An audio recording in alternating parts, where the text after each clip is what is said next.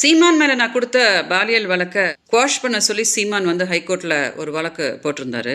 அந்த வழக்கை வந்து விசாரிச்ச நீதிபதிகள் வந்து அது ஒரு பாலியல் வழக்கு, அதை வந்து குவாஷ் பண்ண முடியாது, அதை வந்து விசாரணை பண்ணி என்ன அப்படின்னு அதுக்கு காவல்துறை நீதி வழங்கணும் அப்படின்னு ஒரு ஆர்டர் பாஸ் பண்ணியிருந்தாங்க. நீதிமன்றத்துக்கு என்னோட நன்றியை தெரிவிச்சுக்கிறேன். என்னோட முழு ஒத்துழைப்பு நீதிமன்றத்துக்கு இருக்கும் அப்படின்று இந்த வீடியோவில் நான் தெளிவுபடுத்திடுறேன். இது ஒரு நேர்மையான கேஸு. எல்லாத்தையுமே நான் நேர்மையாக தான் சொல்லியிருக்கேன். எல்லாத்துக்கும் ப்ரூஃப் சப்மிட் பண்ணியிருக்கேன். காவல்துறை இதை நேர்மையாக வந்து விசாரிச்சுட்ருக்குறாங்க.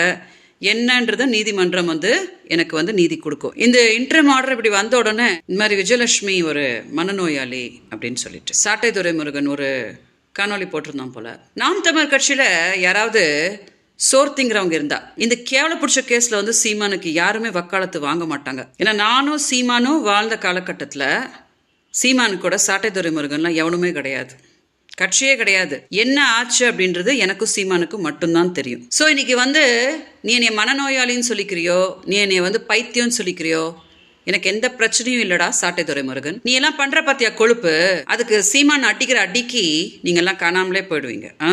இதே மாதிரிதான் சீமானுக்கு வக்காலத்து வாங்கின நிறைய பேர் நாம் தமிழர் கட்சியில இன்னைக்கு கட்சி விட்டே ஓடியே போயிட்டாங்க. அதனால நீ எல்லாம் எனக்கு ஒரு பிரச்சனையே கிடையாது. சீமானை காப்பாற்ற வேண்டிய அவசியமே எனக்கு கிடையாது. கொழுப்பு புச்சுன்னு நீங்களாம் கூட இருக்கிறீங்க இல்லையா, நீங்களே காப்பாற்றிக்கோங்க.